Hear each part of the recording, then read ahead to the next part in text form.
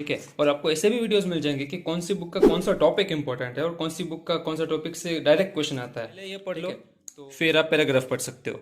Best advice ये रहती है कि ये पढ़ते टाइम आप साइड में जो जगह दी होती है, हर स्टैंडर्ड बुक में साइड में ये जगह दी होती है, इसीलिए ताकि आप नोट कर सको। Hello everyone, welcome back to my channel Jitendra भैया।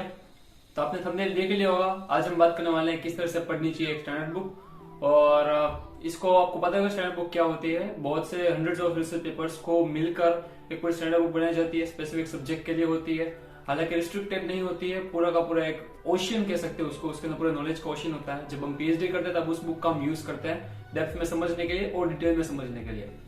तो हमें पता लगाना है कि किस तरह से हमें स्टैंडर्ड बुक पढ़नी चाहिए। तो मैं बताऊं आपको स्टार्टिंग से पूरे 3 स्टेप है जो आप फॉलो कर सकते हो एक स्टैंडर्ड बुक को पढ़ने के लिए। पहला स्टेप ये है कि आपको पता होना चाहिए कि आपका टॉपिक क्या है जो आपको पढ़ना है। फॉर एग्जांपल हमारे पास सीएस का सिलेबस है। अब हमारे पास एक सिलेबस के अंदर एक टॉपिक दिया हुआ है कि आपको structure and function of organelle पढ़ना है। उस टॉपिक के अंदर लिखा हुआ है कि न्यूक्लियस। आपको न्यूक्लियस एक स्पेसिफिक बुक होनी चाहिए आपके पास जिसमें से आप ये पढ़ सको। आपको पता है बहुत सी बुक्स अवेलेबल हैं, आप YouTube पे देख सकते हो कि कौन सी बुक बेस्ट है ऑर्गेनेल सेल ऑर्गेनेल्स के लिए, सेल बायोलॉजी के लिए। बहुत से बुक्स मिल जाएंगे। आपको जो प्रिफर, आपको जो मोस्ट सजेस्टेड बुक लगती है वो आपको देखनी चाहिए। जनरली तो आपको पढ़ के देखना चाहिए कि कौन सी लैंग्वेज आपको पसंद आ रही है या नहीं, बट अगर ज्यादातर लोग सजेस्ट कर रहे हैं तो उन्होंने अपनी सबसे देख लिया होगा। आपने एक बुक ली, बुक लेने के बाद आप ध्यान रखोगे कि आप बहुत सारे बुक पे स्विच नहीं करोगे। एक बुक अच्छे से देखो, उसको ही फॉलो करो, और डेप्थ में जाने के लिए बाद में देख सकते हो। लेकिन मैं एडवाइस करता हूँ कि एक ही बुक पे रिस्ट्रिक्टेड रहो, और डेप्थ में तब जाना होगा जब आपसे क्वेश्चन सॉल्व नहीं हो रहे होंगे। तो आप यूट्यूब पे भी मिल जाएंगे उसके सोल्यूशन, या फिर आप रिसर्च पेपर के थ्रू भी उसको शॉर्ट आउट कर सकते हो, हम बाद में देखेंगे। तो आपने टॉपिक सिलेक्ट किया, आपने स्टैंडर्ड बुक सिलेक्ट की। उस स्टैंडर्ड बुक के अंदर आपने उस टॉपिक को सर्च किया। वो हो सकता है 4-5 पेज का, हो सकता है 10 पेज का हो। अब आपको ज्यादा, अगर कंटेंट बहुत ज्यादा है तो आपको उसके डायग्राम्स पे और कैप्शंस पे ज्यादा फोकस करना है। डायग्राम रीड करना है उसका, और उसका जो कैप्शन है वो रीड करके उसको स्टडी करना है। अगर आपको पहले पहले बहुत ही हार्ड लग रहा है पढ़ना, तो आप उसको पहले यूट्यूब पे सर्च कर सकते हो, डिटेल में देख सकते हो। 1-1.5 घंटे का वीडियो हो सकता है न्यूक्लियस के ऊपर, वो आप देख सकते हो। फिर आप फिर से स्टैंडर्ड बुक पे जंप करोगे, आपको कुछ नया मिलेगा और रिलेवेंट भी मिलेगा। वो हो जाने के बाद आपको पूरा का पूरा टॉपिक, एक सब टॉपिक कह सकता हूं। अगर एक टॉपिक है structural organization and the function of the organelle, तो उसके अंदर एक न्यूक्लियस एक तरह का उसका एक सब टॉपिक कह सकते हैं। तो आपका सब टॉपिक कंप्लीट हो गया। सेकंड क्वेश्चन, कि अगर आपको क्वेश्चन, आपने कुछ क्वेश्चन अटेम्प्ट किया और आपसे वो क्वेश्चन नहीं हुआ न्यूक्लियस का, तो आपको क्या करना है। सबसे पहले आपका काम यह होगा कि आपको उसका सोल्यूशन देखना है। सोल्यूशन मिल जाने के बाद आपको ये देखना है कि सोल्यूशन कहां से मिला है, कौन सी स्टैंडर्ड बुक से मिला है। उस स्टैंडर्ड बुक के अंदर आप वो टॉपिक फिर से कवर करोगे। आपको फिर से उतनी मेहनत नहीं करनी पड़ेगी जितनी आपने पहली बार की थी, लेकिन हाँ आपको नया मिलेगा, आपको उसको नोट कर लेना है। फिर से आप जितना इस तरह से करते रहोगे उतना आपके गैप्स कवर होते जाएंगे, और आपका वो पूरा ऑर्गेनल, जैसे कि न्यूक्लियस आपका ऑर्गेनल है, वो पूरा 100% कंप्लीट हो जाएगा। 100 तो नहीं कह सकते क्योंकि कभी भी कहीं से भी क्वेश्चन आ सकता है, लेकिन मोस्टली आपका वो टॉपिक कवर हो सकता है इजीली। थर्ड पॉइंट ये आता है कि आप जो एक टॉपिक पढ़ रहे हो वो टॉपिक बहुत सी बुक्स में आ रहा है। यानी कि आप अगर सेल बायोलॉजी पढ़ रहे हो तो आपको उसके अंदर रेफ्लेक्शन मिल रहा है। अब अगर आप टेक्निक की बुक पढ़ोगे उसमें भी रिफ्लेक्शन मिलेगा। आपको मॉलिक्यूलर बायोलॉजी की बुक के अंदर स्पेसिफिकली आपको रिफ्लेक्शन मिलेगा। तो आप किस बुक से रिफ्लेक्शन पढ़ोगे, सबसे मेन चीज ये होती है। मैंने अपने पुराने वीडियो में आपको बता चुका है कि सारी बुक में हर चीज प्रेजेंट होता है। अगर आप सेल बायोलॉजी पढ़ रहे हो तो इसका मतलब ये नहीं है कि ओनली रिस्ट्रिक्टेड टू सेल, उसमें मॉलिक्यूलर लेवल भी आएगा, टेक्निकल लेवल भी आएगा।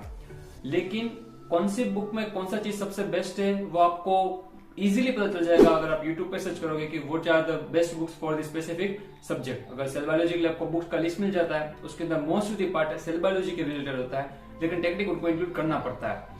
ठीक है, ये एक आपको गांठ बांध लेनी है कि हर बुक में हर चीज होता है, किसी में कुछ कम होता है, किसी में ज्यादा होता है, और ये हर बुक किसी चीज के लिए स्पेसिफाइड होती है।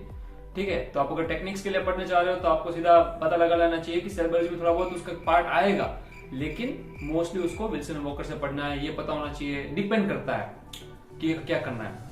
फोर्थ चीज ये होती है कि आप जितना पढ़ते हो आपको लगता है कि बोर हो रहा हूं या फिर आपको स्टार्टिंग में इंटरेस्ट नहीं बन रहा है, तो उसके लिए आपको क्या करना है। अब रीडिंग कैसे करना है वो बता दिया है, लेकिन आपको जो इंटरेस्ट ही नहीं जगेगा तो रीड कैसे करोगे। रीडिंग के अंदर आपको जो इंटरेस्ट जगाना है उसके लिए मैं आपको सजेस्ट करता हूं कि आप जब बुक पढ़ोगे तब सबके स्टार्टिंग में आपको एक पैराग्राफ मिलेगा, या फिर जो टॉपिक कम चालू होने वाला होगा। ठीक है, जैसे न्यूक्लियस का टॉपिक है वो चालू होने वाला होगा, उससे पहले एक छोटा सा स्टोरी दिया होता है हर स्टैंडर्ड बुक में। तो वो जो बुक्स, बहुत सी ऑथेंटिक बुक्स में कूपर यूज किया तो कूपर में दिया हुआ है, तो उसके स्टार्टिंग में पूरा पैराग्राफ में लिखा होता है इसके बारे में हिस्ट्री या फिर किस तरह से इसको खोजा गया या फिर किस तरह से इसके अंदर कुछ नया चीज है जो रिसेंट में पता चला है वो बता दिया जाता है। एक स्टोरी पॉइंट ऑफ व्यू से उसको बताया जाता है। उसको रीड करने से आपको उस टॉपिक में बहुत इंटरेस्ट जागता है, फिर आप डेप्थ में पढ़ना चालू करोगे। एक चीज ध्यान रखनी यह है कि भाई बहुत डिटेल में सब्जेक्ट होता है, स्टैंडर्ड बुक बहुत डिटेल में होती है, आपको बहुत टाइम कंज्यूम करना पड़ेगा। अगर आप स्टार्ट कर रहे हो इसकी तैयारी CSIR वगैरह की, तो फिर आपको अभी से स्टैंडर्ड बुक पढ़ना चाहिए। लेकिन मैं फिर भी सजेस्ट करता हूँ आपको पहले YouTube के अंदर जो डेप्थ नॉलेज वाले YouTube वीडियोस बहुत से अवेलेबल है जिसमें आपको बहुत डेप्थ में बता दिया जाता है, तो आपको स्टैंडर्ड बुक पढ़ने की भी जरूरत नहीं पड़ती है। आपको तभी पढ़नी पड़ती है जब कुछ क्वेश्चन में अटक जाते हो या फिर कुछ नया लगता है आपको जो आपने कहीं नहीं पढ़ा है, तो आप स्टैंडर्ड बुक्स और रिसर्च पेपर्स को फॉलो कर सकते हो। ठीक है, तो बेटर ये है कि पहले YouTube में डेप्थ वीडियो देखो, फिर ओवरव्यू कर लो स्टैंडर्ड बुक में कि क्या क्या मैंने पढ़ा है, क्या क्या नहीं पढ़ा है। जो नहीं पढ़ा वो कवर कर लो, सिंपल, आपको गैप फिल करना है इन शॉर्ट। तो मैं भी आपको परफॉर्म करके बताता हूँ कि असल में किस तरह से पढ़ना है, एकदम शॉर्ट तरीके से बताता हूँ। तो ये हमारा CSIR नेट का लाइफ साइंस का पेपर है, उसका सिलेबस है। ठीक है, अब सिलेबस के अंदर एग्जाम्पल के तौर पे मुझे पढ़ना है माइटोकॉन्ड्रिया, यूनिट नंबर 2 का माइटोकॉन्ड्रिया है, जिसका मुझे स्ट्रक्चर एंड फंक्शन पढ़ना है। ठीक है, ये 2 चीज़ पढ़नी है मुझे अगर मैं B का सोच रहा हूँ तो, और माइटोकॉन्ड्रिया का ये 2 पार्ट। अबे मेरे पास जो बुक है वो बुक मेरे पास है, उसका नाम है कूपर।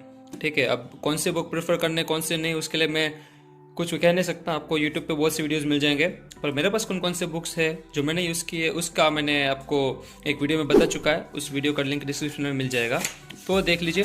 अब हम मिलते हैं डायरेक्ट कि माइटोकॉन्ड्रिया मिलेगा कहाँ। तो मुझे याद है कि भाई यूनिट नंबर 11 के अंदर बायोएनर्जेटिक्स एंड मेटाबॉलिज्म के अंदर पार्ट आता है। ठीक है, तो इसके अंदर हमारा माइटोकॉन्ड्रिया है, मुझे पढ़ना क्या है, उसका फंक्शन एंड उसका स्ट्रक्चरल ऑर्गेनाइजेशन।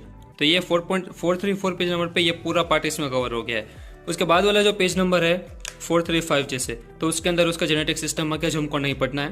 फिर प्रोटीन इंपॉर्टेंट माइटोकॉन्ड्रियल असेंबली, अब ये हमको पढ़ना है।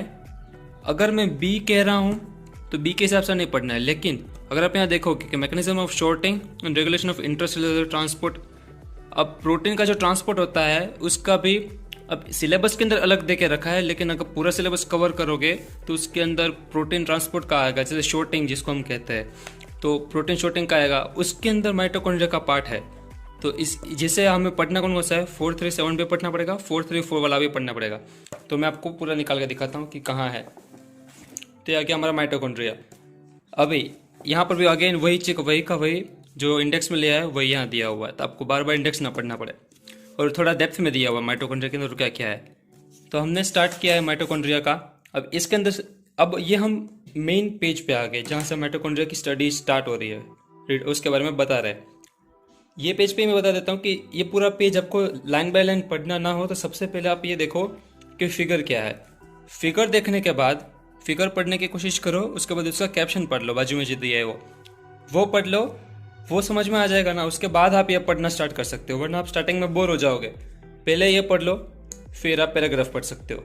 बेस्ट एडवाइस ये रहती है कि ये पढ़ते टाइम आप साइड में जो जगह दी होती है, हर स्टैंडर्ड बुक में साइड में ये जगह दी होती है इसीलिए ताकि आप नोट कर सको।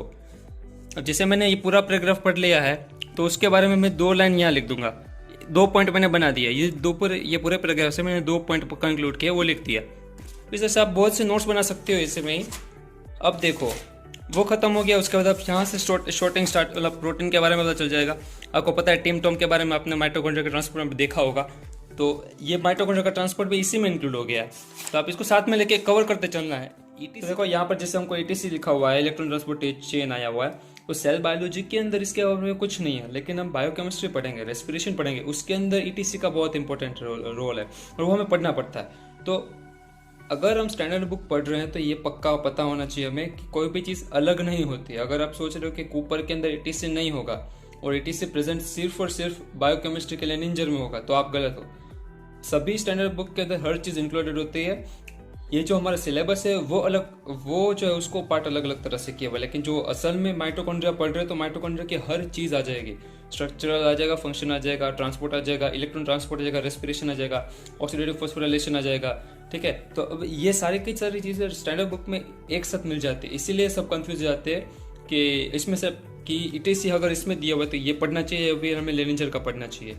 तो अगेन आपको पहले ये देखना पड़ेगा कि किसका आपको पसंद आ रहा है, और जनरली सब सजेस्ट करते हैं उस हिसाब से चलना चाहिए, क्योंकि ETC एक बड़ा बहुत इंपॉर्टेंट टॉपिक है तो आप अगर सर्च करोगे कि कौन सी बुक सही है तो आपको वो मिल जाएगा, ठीक है। और आपको ऐसे भी वीडियोस मिल जाएंगे कि कौन सी बुक का कौन सा टॉपिक इंपॉर्टेंट है और कौन सी बुक का कौन सा टॉपिक से डायरेक्ट क्वेश्चन आता है, ठीक है। तो वो आपको इजीली मिल जाएगा। मैं आपको सिर्फ टेक्निक बता रहा था कि किस तरह से आपको पढ़ना है। तो ये वीडियो में तो बस इतना ही था। मुझे लगता है कि ये वीडियो बहुत ही अच्छा रहा, आपके लिए बहुत ही बेनिफिशियल रहा। अगर आपको कुछ भी डाउट है तो मुझे नीचे कमेंट सेक्शन में पूछ सकते हो। पुराने वीडियोस जो मैंने देखे थे, जो मैंने पुराने वीडियोस बनाए थे, वो बनाए उसमें से बहुत सी चीजें हैं जो आपको काम आएगी, इसलिए मैंने उसका डिस्क्रिप्शन में लिंक देकर रखा है, तो आप वो वीडियो भी देख सकते हो। हम मिले नेक्स्ट वीडियो में, तब तक के लिए stay wild, keep running wild.